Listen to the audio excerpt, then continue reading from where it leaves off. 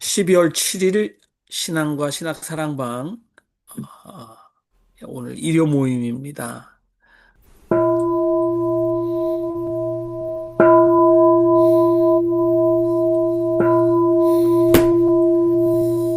벽으로 짓는 내 소리를 들으소서. 하나님은 나에게로 귀 기울여 주옵소서. 고난 중에 주를 찾아 밤새도록 기도하는 두 손 든 내 마음은 위로조차 싫습니다.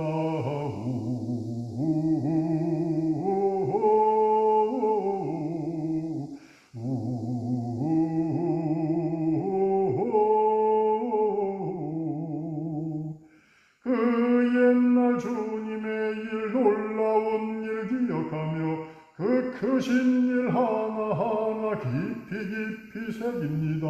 위대하신 내 하나님 거룩하신 주님의 길 주님처럼 높으신 분 어디에도 없습니다.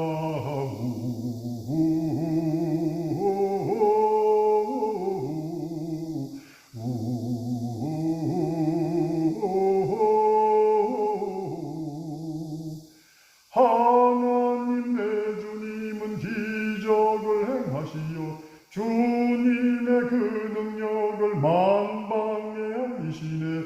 야곱과 요셉 자손 주님의 백성들을 그 백성 속량하려 주님의 팔 펼치셨네.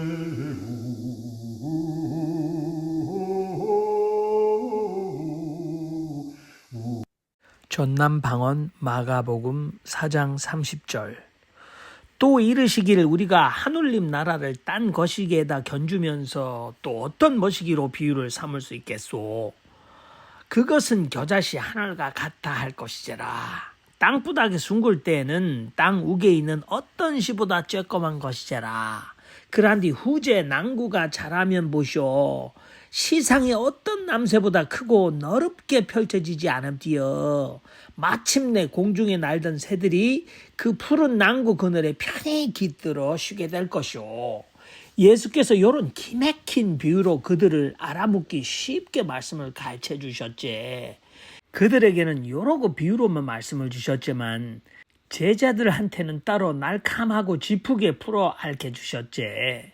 그날 해가 저물어 땅금이 지자 인자 호수 저편짝으로 가십시다이 하신께 그들이 군중을 벗어나 예수를 배에 지신 그대로 모시고 갔제. 그러하자 딴 배들도 노를 저든마 출발을 하더란께. 근데 뜬금없이 돌풍이 일고 물살이 배를 흔듦서 물이 찬방찬방 뱃머리까지 들이차기 시작을 하더란께. 이 난리통에 예수께서는 뱃 고물에서 시상 평안하게 비계를 비시고 또가리를 틀어 주무시던마. 제자들이 겁을 몽신 집어먹고 예수를 깨워댔제. 선상님, 아따매 시방 싹 뒤지게 생겼는디 꿀잠이 오시오. 어찌게든 우리를 살려주셔야 쓰겄는디요. 예수께서 다친 눈꺼풀을 끌르던마 쏙소리 바람을 향해 콱한 꾸짖으셨지. 아가 바람아 졸갑시럽게 그러지 말고 가만침 잠잠해지그라이 하시니 곧바로 세찬 바람이 그쳤제. 아주 날랍게 호수가 잔잔해지더란게. 그러자 제자들에게 말씀하셨지. 지비들은 여같은 것을 갖고 이렇게 호들갑을 떨고 그라시오. 어째 요렇고들 믿음이 없으시오. 그들이 겁먹고 떨면서 서로 자불자불 찾아 구리기를 대차 선상님은 뉘시기에 바람과 호수가정 면전에서 설설 기고 저리 꼬랑지를 내림서 숙여뿐단 말이여. 쇠를 내두르더란께. 오늘의 본문 말씀은 4장의 후반부입니다. 겨자씨 비유 그리고 비유로 말씀하시다 풍랑을 가라앉히시다. 네, 뭐 4장 전체에 어, 씨 뿌리는 비유라든지 저절로 자라는 씨의 비유에 대해서도 여러분 지난주와 연결해서 말씀을 하셔도 좋을 것 같습니다. 오늘 마가복음 4장 예수의 비유 중에 가장 단연 핵심인 이 씨 뿌리는 비유 또는 겨자씨 비유는 여러분들에게 어떤 의미가 있는지 본문 4장을 중심으로 편안하게 말씀해 주시기 바랍니다.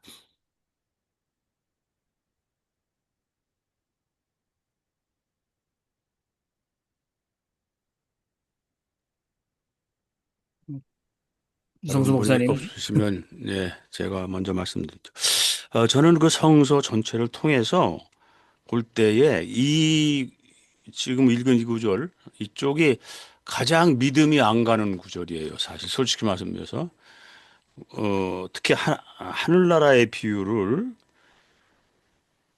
겨자씨 하나가 같아서 그것이 뭐 그렇게 커진다. 그런가? 전혀 안 그런 것 같은데. 전혀 그렇다고 그렇다고 믿을 수가 없고, 어, 그런 걸 본 적도 없고 그런 것 같아요. 근데 왜 이렇게 말씀하셨을까?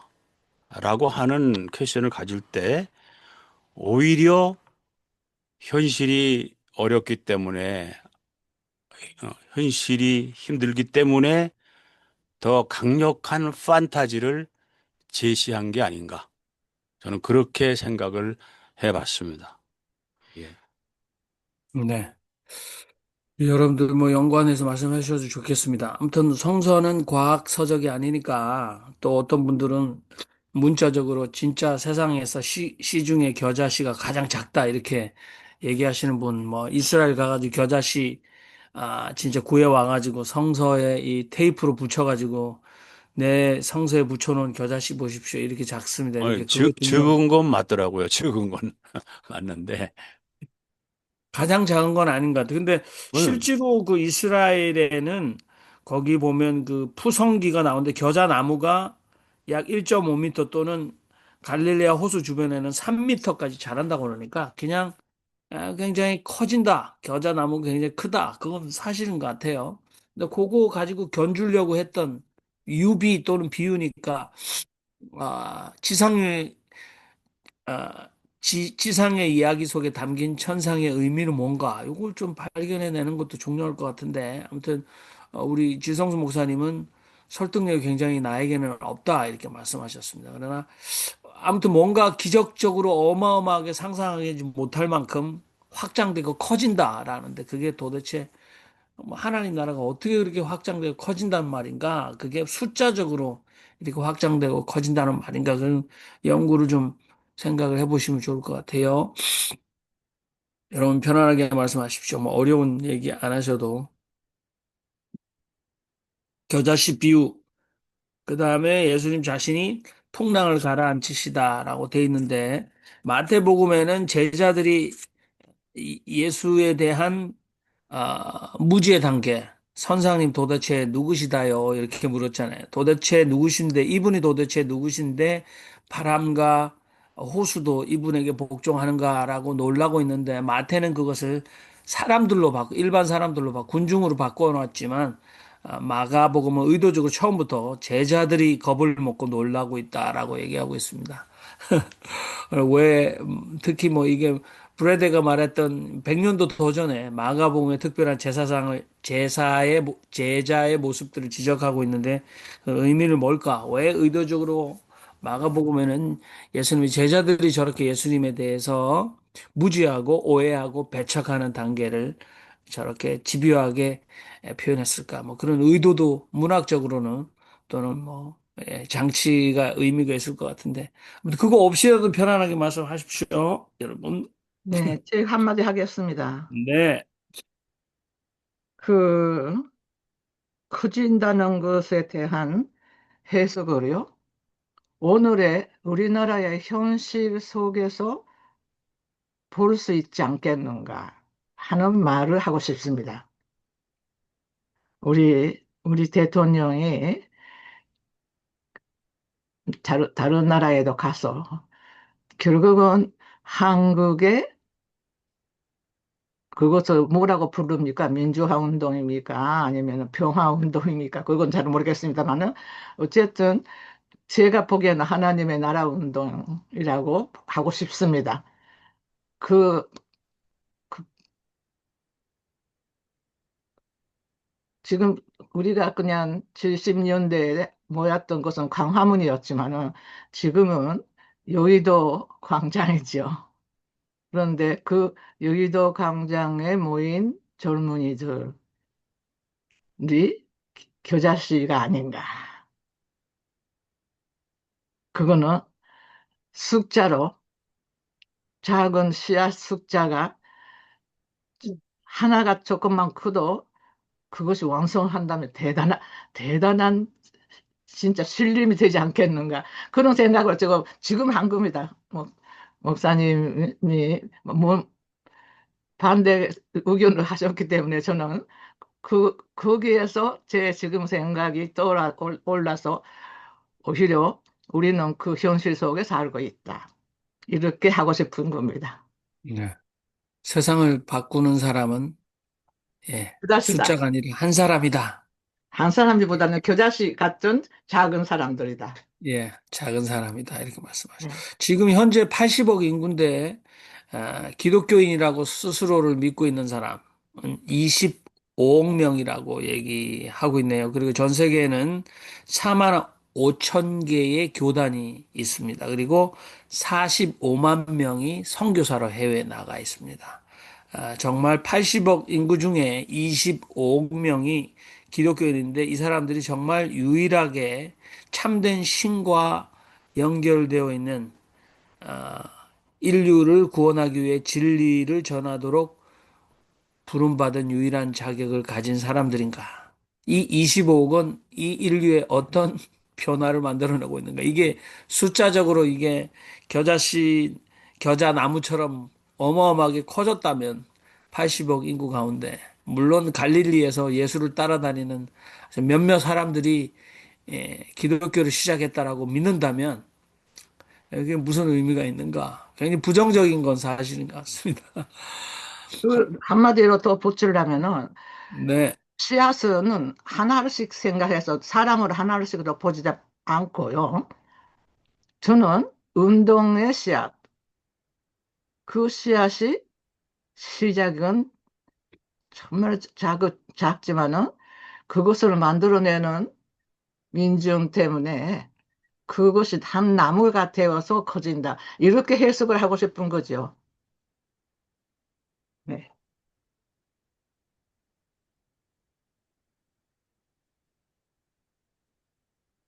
네.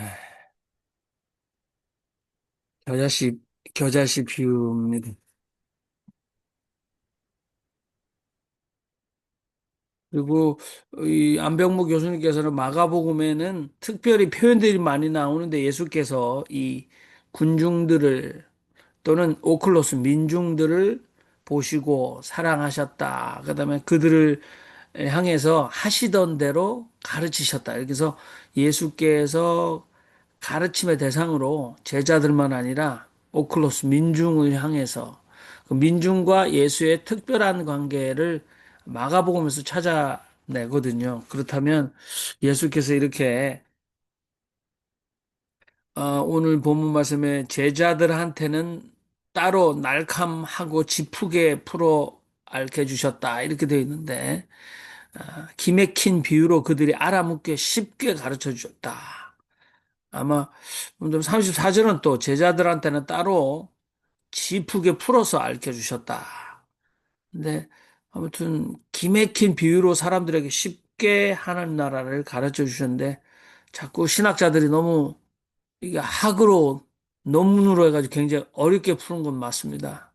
예수는 그런 거 그래서 우리 페이스북에 지성수 목사님과 윤정현 신부님께서 서로 말씀을 나누신 글이 보면 우리 윤 신부님께서 지 목사님이 뭘 말씀하실 때는 뭐 한 방이 있거나 깨달음이 있다. 뭐 하는 사람들이 쉬운 걸 어렵게 말하는 재주를 가지고 있다. 근데 우리는 쉽게 편안하게 얘기해야 된다. 진리는 아주 평범한 언어 속에 담기는 게 맞는 것 같습니다. 예. 학자들만 쓰는 전문 용어 속에 진리가 담긴다면 얼마나 괴롭겠습니까? 자, 여러분들도 비유를 잘 가르치시지 않습니까? 이렇게 비유. 예. 하느님 나라에 대해서 좀 저는 좀 생각해 봤어요. 그동안 우리는 잘나고 똑똑하고 공부 많은 율법학자들이 가르치고 훌림하고 그다음에 저기 모든 것을 교육하려고만 했는데 예수님은 전혀 다른 방법, 섬기고 친구로, 벗으로 이렇게 같이 다니면서 하는 모습이 완전히 다르기 때문에 그 작은 행동 하나가 온 세상을 뒤집는 그런 사건이 아니었나. 하느님 나라는 그런 거 아닌가. 일반 우리들이 하는 거하고 전혀 다른. 예를 들면 이제 수단의 이태석 신부님 같은, 또 진주의 김장하 선생님 같은. 그는 뭐 알려지지 않은데 알려지자 온통 세상에 영향을 주고 변화시킨단 말이에요. 하나님 나라는 그런 거 아닌가 그렇게 생각합니다. 고맙습니다. 네. 하나님의 나라 또는 믿음은 이 명사가 아니라 동사다. 우리 사회 성교는 동사다. 액션. 지난번에 우리 디프리다마에서 그렇게 말씀을 했습니다. 근데 우리 대화 중에 사회 성교의 개념이 뭐냐 정의부터 물으신 분도 우리 계셨는데 하나님의 나라는 무엇과 같은가 하는데 액션이다, 행동이다.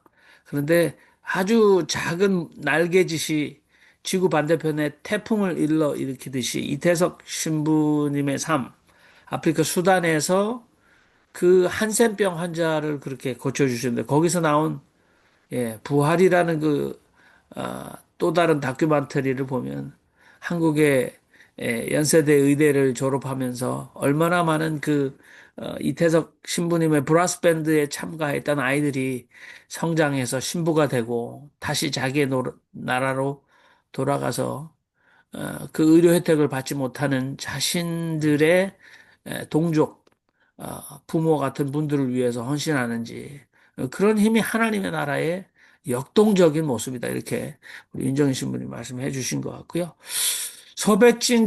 우리 강충구 목사님 말씀하시길 바랍니다. 예, 저는 여기 마가복음 4장에 나오는 비유를 하나님 나라의 비유로 이야기한다. 하나님 나라가 비밀이라고 이야기하고 있기 때문에 누군가 비밀은 알려주어야만 알 수 있는 거죠. 비밀을 내가 구한다고 해서 알 수 있는 것도 아니고 누군가 비밀을 알고 있는 사람이 가르쳐 줘야 되는데 이제 그걸 하나님 나라의 비밀이라고 이야기하면서 저는 오늘 이 말씀을 보면서 어, 비유라는 단어 자체를 좀 생각을 하면서 이 비유 그리고 무슨 비유, 많은 비유, 그 비유, 모든 비유 라는 이 비유라는 앞에 나와 있는 수식어에 대한 부분들에 좀 초점이 갔습니다. 이 비유를 모르는데 무슨 비유를 가르치겠느냐? 그리고 모든 비유를 알겠느냐? 예수께서 많은 비유를 가르쳤다라고 했을 때 제가 이해하고 있는 하나님 나라의 비유라고 하는 것은 우리가 속해 알고 있는 비유라는 것은 누구나 이해하기 쉽게 이렇게 하는 것이 비유라고 생각이 되어지고 그 다음에 비유라고 하는 것은 하나님 나라의 비밀이기 때문에 자기가 마음에 준비된 상태의 분량에 따라서 그 비밀의 비유를 받아들일 수용할 수 있을 거라고 보여지고 그것이 전자에 나와 있던 옥토밭 밭의 비유로 드러나지 않는가 생각을 했고 그 다음에는 뭐 또 굳이 생각한다면은 예수가 영적인 소통 방식을 그냥 단순하게 삶의 소통 방식이 아닌 약간의 하나님 나라의 비밀이기 때문에 영적 소통 방식으로 접근하지 않았는가. 그래서 당시에 바리새인들과 사두개인과 제사장들이 이런 부분들에 있어서 충돌 없이 가르쳤지만은 여전히 그 위험성들이 노출되어졌고 그 다음에 비밀을 이야기할 때 비유를 한 것은 우리가 추구하고 있는 스스로 깨닫는 방식 그런 부분들에 있어서 오늘 저는 이 비유를 5가지로 이 비유, 무슨 비유, 많은 비유, 그 비유, 그리고 모든 비유를 그런 관점에서 오늘 특별히 생각해 보았습니다. 네. 우리 강중구 목사님이 하셨던 얘기는 4장 11절, 12절인데 하나님의 나라의 비밀을 너희에게는 주었으나 외인에게는 모든 것을 비유로 했다. 그래서 그들은 보기는 보아도 알지 못하며 듣기는 들어도 깨닫지 못하게 하여 돌이켜 죄사함을 얻지 못하게 하려고 했다. 요게 이제 성경 해석의 최대 난제 중에 하나인데 거기에 나오는 이 헬라어 전치사 하나를 목적으로 하느냐 아니면 결과로 하느냐라고 해서 따르게 해석하면 다른 사람 당신들에게는 하나님 나라의 신비를 알게 해주었지만 다른 사람들에게는 모든 것을 비유로 들려줍니다. 그래서 그들이 보고 또 보아도 알아보지 못하고 듣고 또 들어도 알아듣지 못하는 것입니다.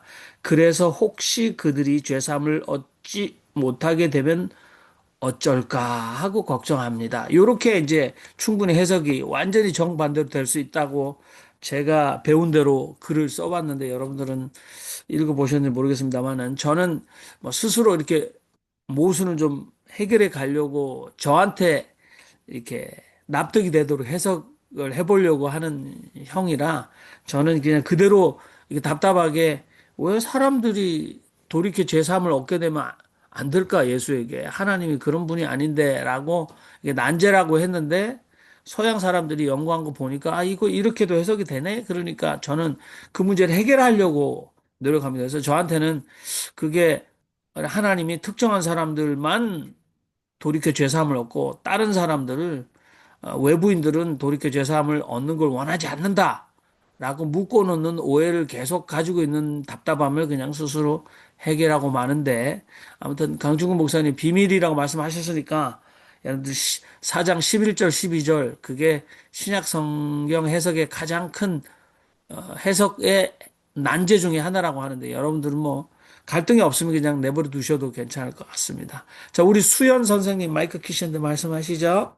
예, 이제 선생님들이 말씀하시는 거랑 다 연결되는 건데요. 제가 느끼기에는 저번 주에는 그 불을 어두운 데다 감춰두지 않는다. 그리고 민중 오클러스 입장에서 듣기에 귀한 씨를 아무 데나 뿌리지 않는다. 옥토에 뿌릴 수밖에 없다. 옥토는 당연히 자라서 여러 몇 배, 30배, 60배, 100배의 열매를 맺는다라고 말씀드렸는데요. 저는 이 겨자씨는 그냥 믿음의 세계를 나타내는 것 같은데요. 그게 크지 않다. 믿음이라는 거는 동사적이기도 하지만 큰 믿음이 아니다. 작은 용이 방향 전환 정도만 해도 된다. 그 방향은, 그러니까 지금 목사님이 비밀이라고 말씀하셨잖아요. 비밀은 구원이잖아요. 복음이고, 사랑이냐 두려움이냐. 사랑 쪽으로 방향을 돌리면 사랑이 점점 아까 처음에 목사님께서 말씀하신 것처럼 민중들이 뭐 키스스티처럼 이렇게 하나씩 모였을 때 큰 힘이 됐다 이것처럼 사랑이냐 두려움이냐 우리는 다 먹고 사는데 두려움으로 자꾸 생각하면 두려움이 커지고 사랑으로 생각하면 사랑으로 갈 수밖에 없지 않겠나라는 생각을 했어요. 그래서 나는 두려움을 버리고 사랑 쪽으로 조금만 방향 전환하는 것도 우리는 굉장히 힘들어요. 겨자씨보다 더 작게라도 두려움에 갇힌 사람이 마음을 사랑 쪽으로 돌리는 건 굉장히 어려운 일이거든요.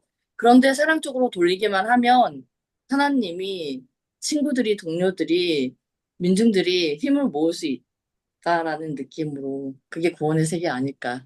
그 말씀 아닐까라고 저는 그렇게 느끼셨어요. 네, 아주 어,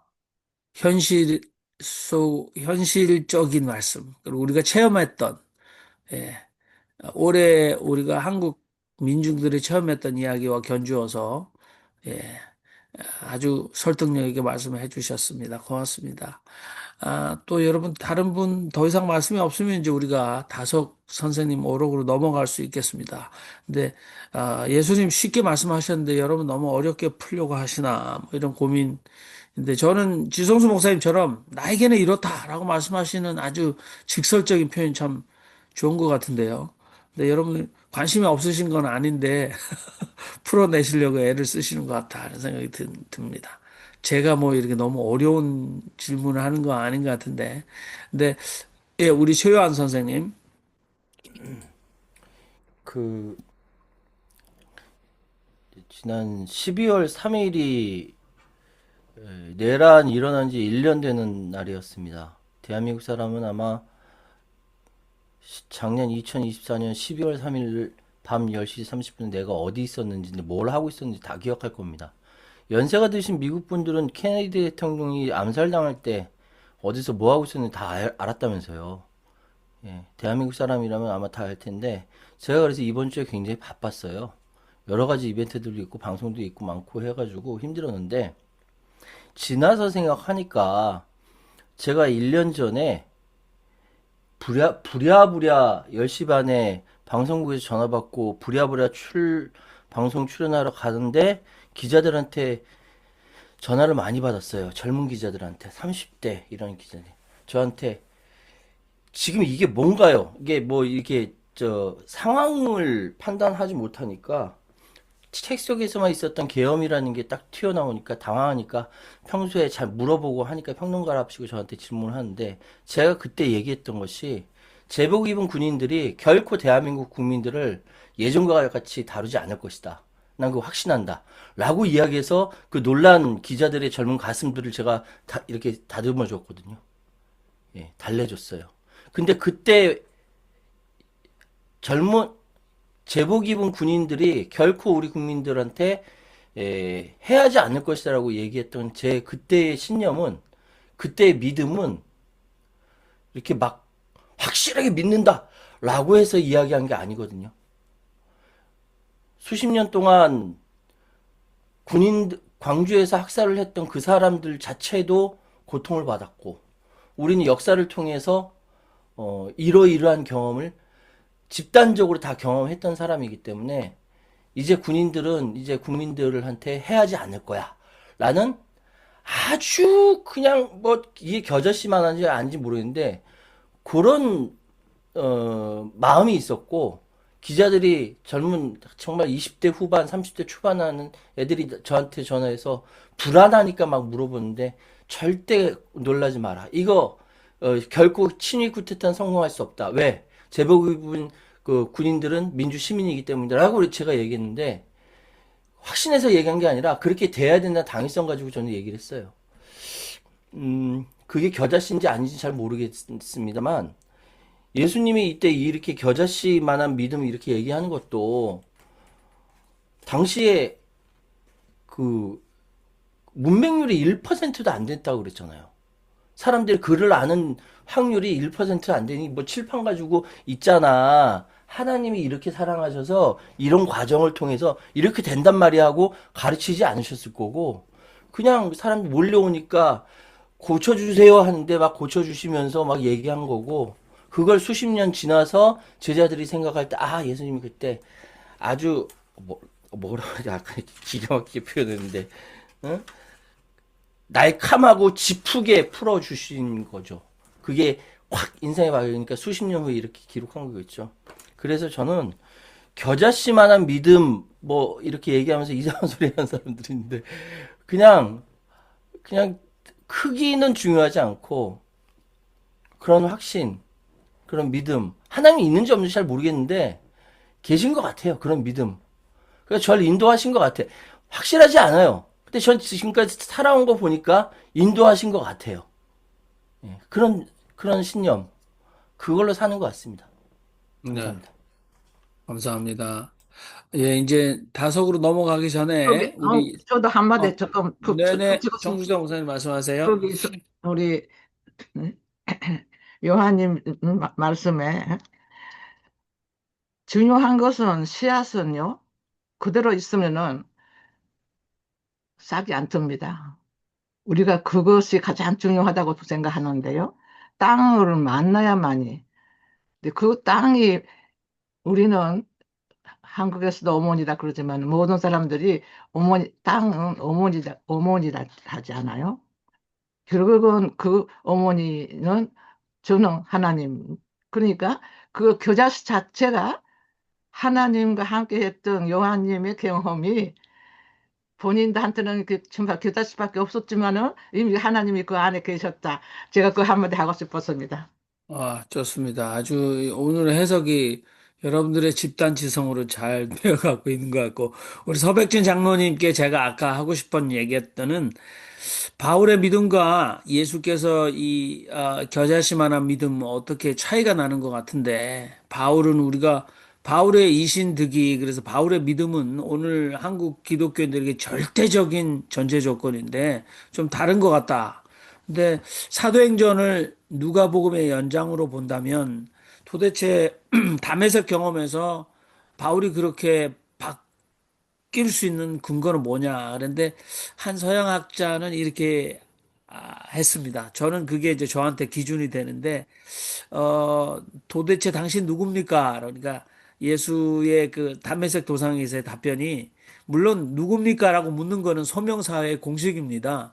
뭐 모세의 소명사회에서도 누굽니까? 자, 나는 누구다. 그래서 나는 스스로 있는 자다. 그래서 신의 이름이 이렇게 게시되는데 그 바울의 소명사에서도 누굽니까 도대체 당신은 그랬더니 예수가 나는 어, 네가 핍박하는 예수다라고 답변했는데 거기에 바울이 이 공문을 가지고 핍박했던 사람들은 민중들이었고 예수는 핍박당하는 현재 핍박당하는 민중과 자신을 완전히 일치시켰다. 그래서 어마어마한 충격을 받았다. 근데 요게 이제 저는 민중신학적인 건 아니에요. 근데 이 서양 학자가 그 중요성을 자기는 뭐 지나가다가 풀었겠지만 저에게는 서백지 장로님에게 답변이 될까? 저한테는 야 담에색 도상에서 내가 지금 공문으로 아주 검과 몽치로 그 잔인한 짐승 맹수가 먹잇감을 찢는 듯한 그 표현, 살기 등등 이 표현으로 지금 다 잡아가두려고 하는데 그것이 바로 나다라고 예수와 운명을 공동하고 동일시하는 그 계시. 바울은 거기에서 뒤집어지지 않았나. 저는 그렇게 생각하고 있었다라고 말씀을 드립니다. 자, 여러분 이제 예, 시간 제가 한 많이 마디 갔습니다. 꼭 드려요. 지금 네네. 최요한 형제가 얘기한 것, 그게 뭐냐면 저는 판타지라고 생각하는 겁니다. 최요한 형제가 그 순간 그 판타지를 그리고 있는 거예요. 그래서 그 판타지를 보여주는 겁니다. 저도 지금 얘기하니까 생각이 나요. 아, 바로 그런 거다. 최요한 형제가 우리 국군은 절대로 시민들을 위해서 총을 쏘지 않을 것이다라는 뭐 근거 없는 것 같고 뭐 수량적으로 따질 수 없는 그 마음의 믿음이라고 할까? 믿음이라면 그건 좀 너무나 나한테 책임이 가는 거고 내가 주체 아닙니까? 그러니까 그리는 판타지. 그래서 그게 이제 그 캐데언에 나오는 것도 그런 거거든요. 그러니까 판타지를 불어넣는 거. 그 판타지가 그 사회에 심어지는 거. 자기 자신이 그 판타지를 믿는다고 할까? 하다 갖는다는 거. 그게 좀 더 구체화되는 것 같습니다. 네, 그게 이제 예언자적 상상력이냐, 판타지. 그러면 마틴 루터가 나에게는 꿈이 있습니다. 흑인 아이와 백인 아이가 사이좋게 공원에서 서로 천진난만하게 웃고 있는 그런 꿈이 있습니다. 근데 그 꿈은 판타지였죠. 현실과는 완전히 달라서 와이드 온리가 세상 곳곳에 와이드 온리고 공원에도 와이드 온리. 네. 어떻게 그 판타지를, 그래서 그게 절망의 끝에서 꾸는 전복적인 판타지. 그게 예언자적 상상력이라고, 부른 것만은 말했는데, 우리 지성수 목사님은 그렇죠. 헤데온의 신학적으로 판타지다. 표현하면 그렇게 얘기할 수 있겠죠. 예언자 상상력. 예. 바로 그러니까 하나님 나라는 현실에서 구체적으로 이루어지는 것이 아니라, 제 생각, 우리의 상상 속에서 상상력으로 벌어지는 것이 아니냐. 그런 의미에서는 겨자씨 비유가 맞지만, 현실적으로는 이건 좀 철학적으로 요즘 제가 이제 다음 주 목요일 날 말씀드리게 실제의 문제입니다. 실제. 실제라는 것이 무엇이냐 할 때 철학적으로 정신분석학적으로 말하는 실제의 개념이 바로 그런 겁니다. 미리 양 맛을 보게 되네요. 예. 자, 우리 김성원 선생님 마이크 키셔서 말씀하십니다. 네, 겨자씨가 자꾸만 나와가지고 다스님은 이 겨자씨를 보고 무슨 생각을 하셨을까라는 생각에 다스님은 이제 이렇게 말하셨죠. 나는 소자, 작을 소자, 소자가 바로 겨자씨가 아닌가. 그래서 나는 부귀와 명예를 모르고 하나님 아버지만을 사모하는 소자다. 그러니까 작을 소자가 보면 옆에 점 두 개가 있는데 그게 바로 싹이 나온 싹과 같고 또 새가 나는 날개와 같은 그런 소자. 부귀 명예는 모르고 하나님 아버지만을 사모하는 소자. 그래서 오늘 이렇게 겨자씨가 계속 이어져 가지고 다솜님의 소자하고 연결이 돼서 한 말씀 했습니다. 네. 감사합니다. 그 소자는 마태복음에 지극히 작은 자 중에 하나 이렇게 또 표현이 돼 있죠. 그 마태 공동체 우리의 환대, 우리의 운명을 바꾸는 지극히 작은 자 가운데 하나에게 한 것이 아무튼 오늘 풍성하게 해석이 되어져서 감사합니다. 자, 우리 서백진 장님 이제 다섯오록으로 넘겨주시기 바랍니다. 신앙과 신학사랑방 일요 모임 12월 7일 다섯오록 묵상.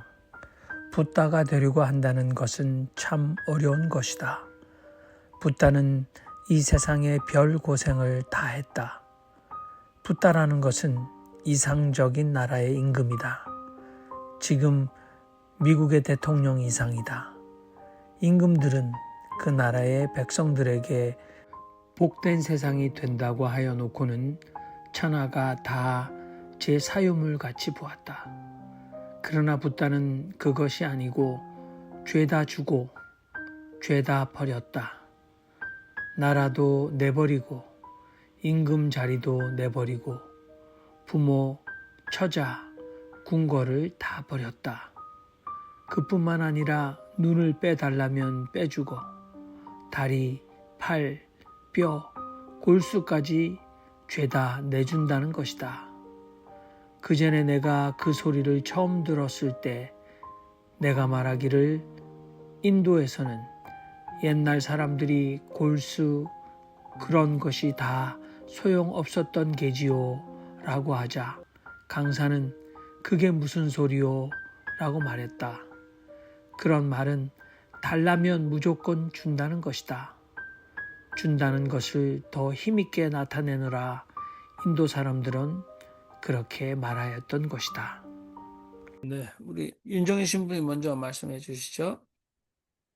예, 너 하나의 애야를 말했기 때문에 뭐 어려운 단어나 얘기는 하나도 없는 것 같고 다 알 수 있는 내용이기 때문에 뭐 설명 안 해도 될 것 같고요. 그 애야를 하나 드리자면 어떤 사람이 저기 다성님이 인도에서 태어났으면 아마 부처 같은 사람일 거다. 그렇게 또 말씀하시더라고요. 그냥 있는 거 다 주신 거예요. 골수까지 다 빼준다는 거는 대단한 이 사람이 집착, 애착심이 없는 그런 경우가 아닌가 생각되고요.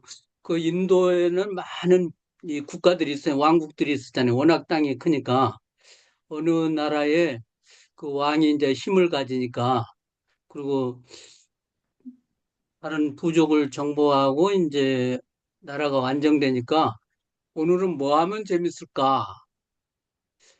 별거 다 해보는데 술도 마시고 무희들 동원해서 춤도 춰보고 하는데 이제 재미가 없는 거예요. 왕이 돼가지고. 그래서 신하들에게 야, 오늘 재밌게 해줄 사람 없냐? 어떻게 하면 재밌게 오늘 밤도 지내지? 이제 별거 다 해봤으니까. 근데 이제 더 뭐 어떻게 임금, 왕을 즐겁게 해줄 것이 없는 거예요. 다들 침묵소리 아무도 말을 못 하는 거예요. 어떻게 왕을 재밌게 해줄까? 그래서 다들 침묵하고 있는데 한 사람이 제가 혹시 예, 왕께 오늘 밤에 재밌게 놀 수 있게 해줄 수 있는 거는 이것인가 생각하는데 그런데 가실지 염려가 됩니다. 그렇게 왕이 아니 내가 갈지 안 갈지 무슨 염려냐? 이게 궁금해진 거예요. 한번 말해봐라. 그래서 그 신하가 이제 말을 했는데 오늘 밤에 좀 보름달 뜬데 계곡에 들어가면 좀 으스름하고 어두침침 계곡을 한데 거기 가실 수 있냐? 아, 나를 재밌게 해준다는데 가봐야지 하고 이제 모시고 갔어요. 다 아는 얘기죠, 사실은. 근데 계곡에 들어가니까 아주 보름달이 뜨고 계곡은 어두컴컴하지만은 아주 고요한데 어떤 한 사람이 달빛에 그 모습이 비치는데 훤하게 비치는데 그 밑에 수많은 무리가 있는데 그렇게 사람이 많은데 고요하다는 거예요. 아주 조용. 근데 그분의 손 하나에 손가락 하나에 모든 사람들이 마음이 움직이고 모두가 고요해 그렇게 잠겨서 명상을 하는 것을 보고 그 집회 딱 끝나고 왕이 그 선생님을 독대를 했어요.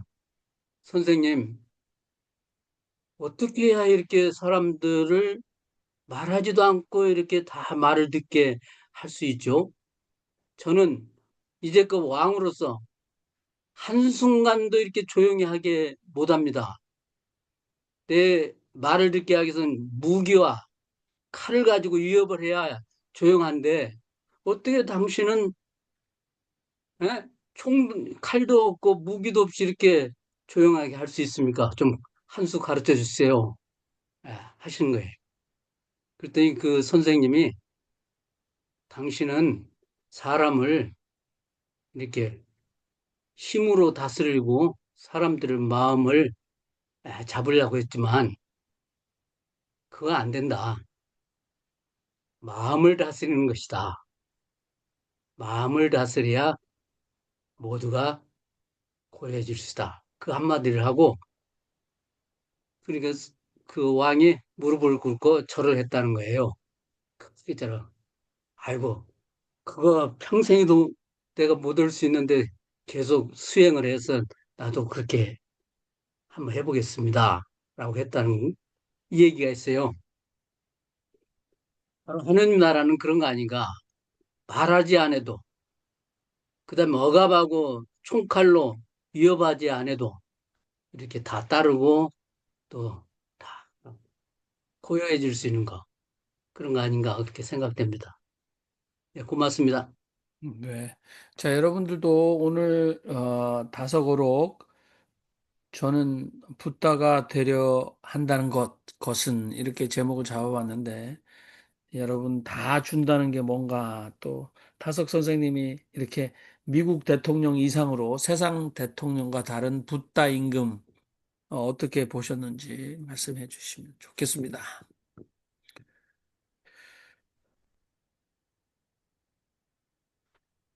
저는 사실은 박영호 선생님 쓰셨나요? 그 진리의 사람 다섯 유형모에 보면 아빌라 성의 태자인 이 고타마 시타르타가 어느 날 그 죽음에 이르는 병, 그러니까 잠 못 이루는 밤, 공포로 잠을 자지 못하는 그게 뭐냐면 모든 사람들의 얼굴이 시체로 보이기 시작했다는 거죠. 아름다운 궁녀들의 얼굴도 다 봤더니 끔찍한 송장으로 보이기 시작해서 정신병에 걸렸습니다. 이 태자가. 그리고 그는 왕위를 박차고 궁궐 바깥으로 나갔는데 이제 그가 깨달음을 얻고 보니 근데 거기 뭐냐면 뭐 박영호 선생님 아마 이 지구상의 인구가 75억이라고 해도 뭐 그때는 그 당시였는데 200년이라는 눈 깜짝할 시간을 주면 75억 인구 전체 중에 200년 뒤에 살아남을 사람은 한 명도 없다라고 얘기하고 있거든요. 그만큼 우리의 죽음이 임박했는데 왜 이 시신관, 죽음관, 이 죽음에 대해서 생각하지 않는가라고 깊게 묻고 있어요. 근데 이제 나중에 그 궁궐터에 가면 전쟁이 일어나서 실제로 그 아버지 나라의 어마어마한 전쟁으로 궁궐에 있는 모든 대신과 궁녀들이 다 살해당해서 다 시신이 되었다라는 거거든요.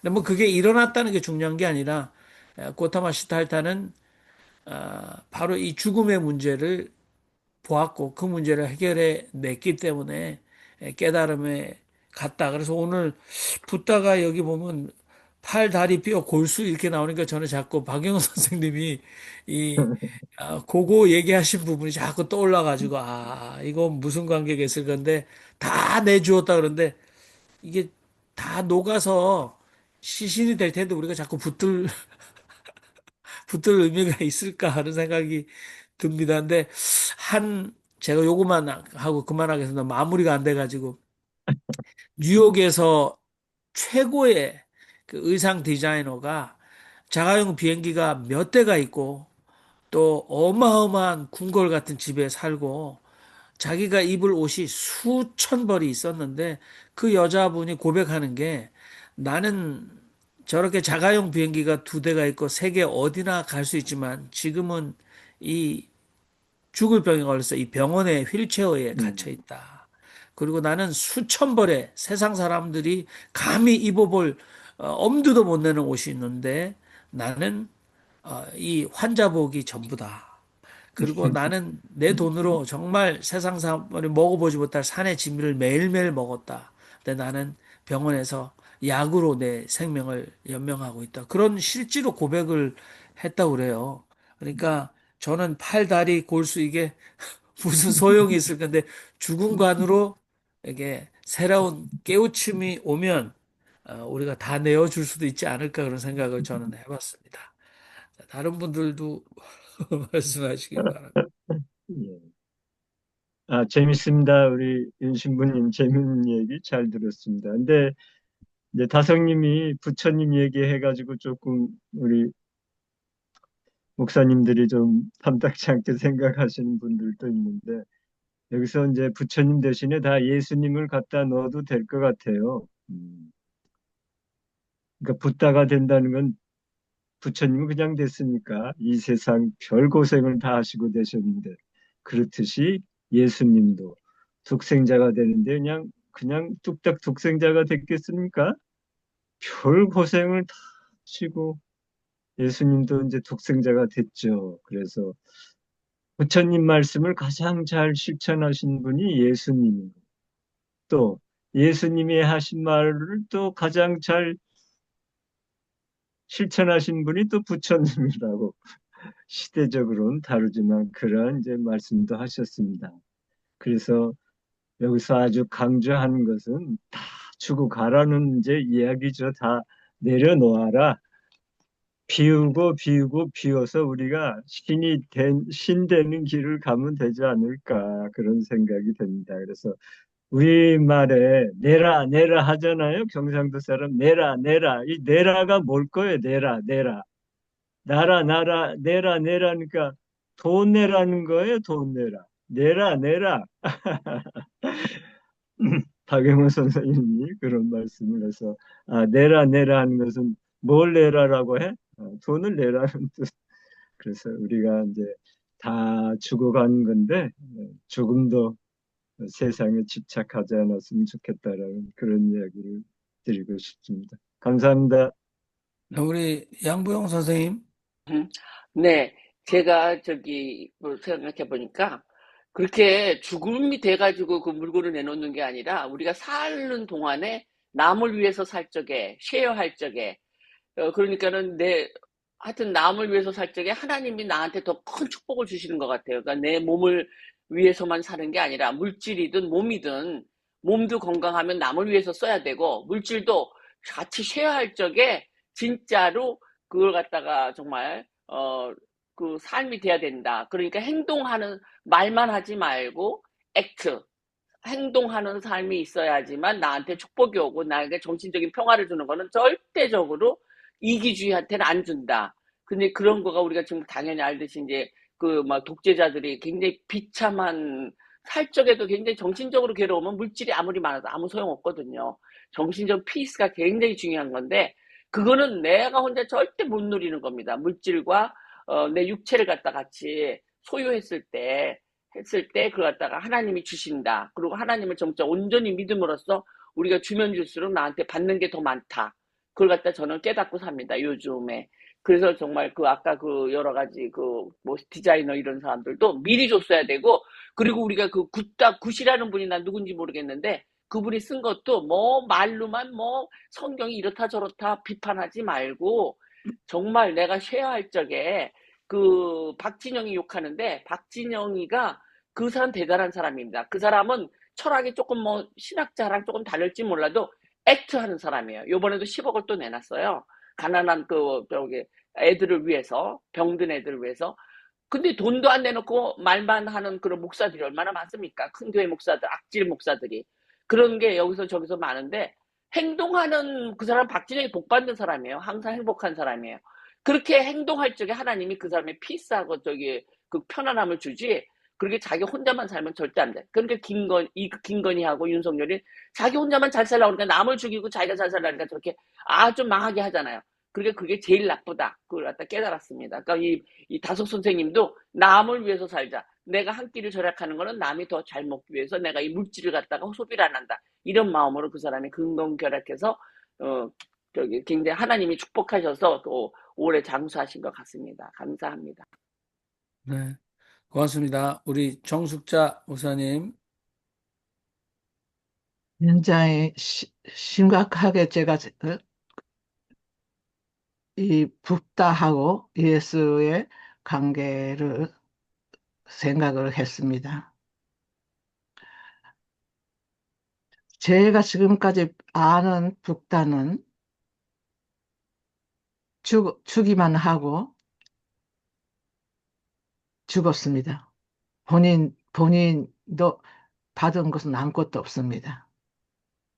그런데 그래서 모두 불교를 믿는 사람들은 다 붓다가 된다는 고백을 합니다. 결국은 기독교의 차이가 어디에 있느냐, 거기에 있는 것이 아닌가 하는 것이 제 오늘의 느낌입니다. 부활을 고백했던 것은 마그달라 마리아지만은, 마리아가 오늘의 기독교에서 부활을 완전히 신의 영광 같이, 기독교 자체가 부활의 중심이 되어버리는 같이 만들어버린 그것을 알았다면은 마그달라 마리아 절대로 부활을 얘기를 안 했었지 않겠는가, 저는 그런 생각을 합니다. 왜 그러냐면은 예수의 진정한 사랑의 모습은 십자가 상입니다. 그 십자가만 생각하면은 눈물이 나게 우리들을 겸손하게 만들고 예수와 같이 살아야겠다 하는 마음을 갖게 하고 그러는데, 기독교는 부활을 먼저 앞세웠습니다. 그래서 예수를 십자가에서 내려서 하나님의 왕자로 올려놨습니다.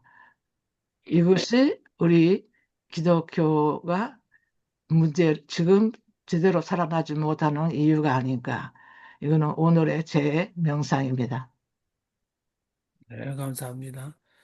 네, 다섯 오록과 또는 마가복음 또는 뭐 여러분들 하고 싶은 말씀 편안하게 하시기 바랍니다.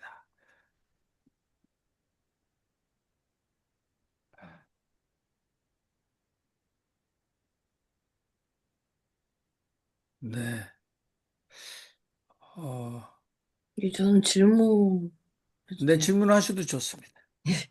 전에 지금 막 말씀하신 대로 뭐 돈 내라, 뭐 가진 거 뭐 이렇게 말하면 뭐 오히려 죄책감이 느껴지고 정죄받는 느낌이 조금 들거든요.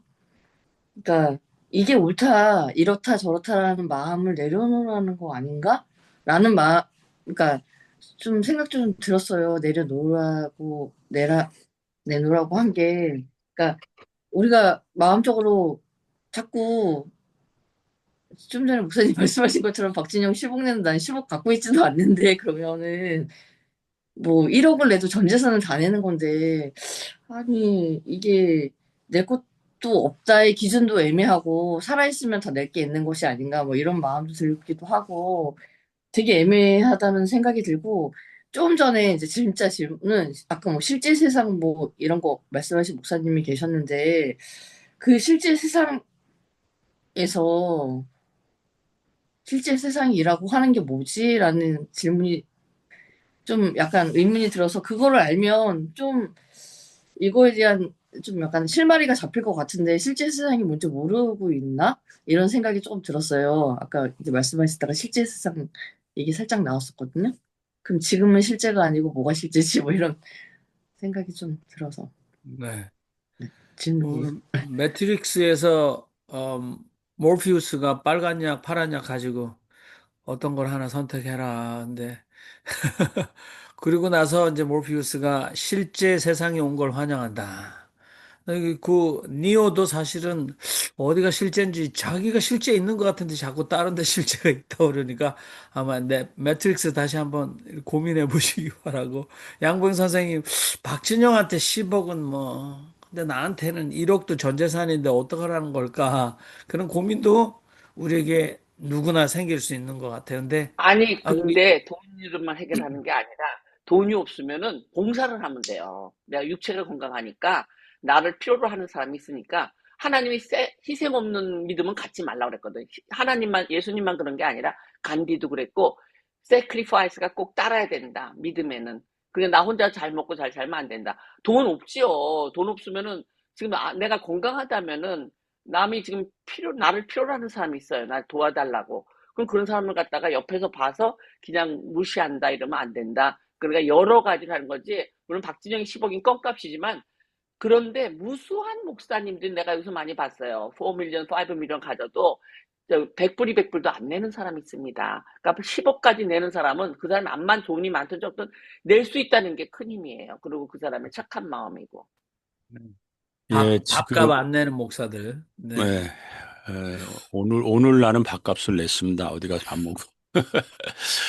수연님이 지금 궁금해 하시고 퀘션을 실제라는 거 참 힘든 개념이더라고요. 하여튼 그거는 목요일 날 개봉박두 이번 목요일 날 한번 풀어보도록 하겠습니다. 근데 뭘 주는데 뭐 있어야 줄 거 아니야. 한마디로 그렇게 얘기할 수 있잖아요. 주라고 그러는데 있어야 줄 거 아니냐. 여기서 준다는 것은 어떤 의미라고 생각하면 불교에서는 그런 말을 많이 해요. 마음을 낸다. 마음을 낸다. 라는 말. 아이, 그 참, 여러모로 우리 이제 기독교는 불교 그 게임이 안 돼요. 그 어떤 그 표현하는 거 뭐 이런 거에서는.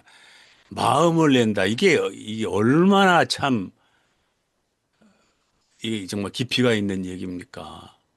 그러니까 줄 거 있다는 거죠. 우리 마음을, 그러는 거니까. 꼭 그 물질이 아니고. 아, 제가 왜 아까 10억 그 의문이 들었냐면요. 내가 이제 없어. 내가 옆에 사람 누가 봐도 나는 밥을 굶었고, 없고.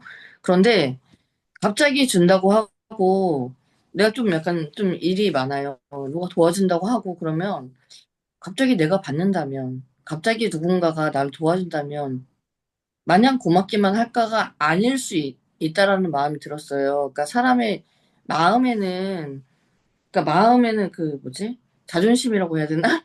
약간 더 기분 나쁘고, 그냥 놔두지. 그냥 내가 알아서 하고 싶고, 이 마음이 더 크지 않을까라는 생각이 살짝 올라와서, 마냥 주는 게 과연 타당한 일인가라는, 음. 그럼 약간 어떻게 설명해야 될지 모르겠는데, 약간 그건 그런 마음이 좀 배가 올라와서, 부른 경우지, 그거는. 아니, 그런 경우 있잖아요.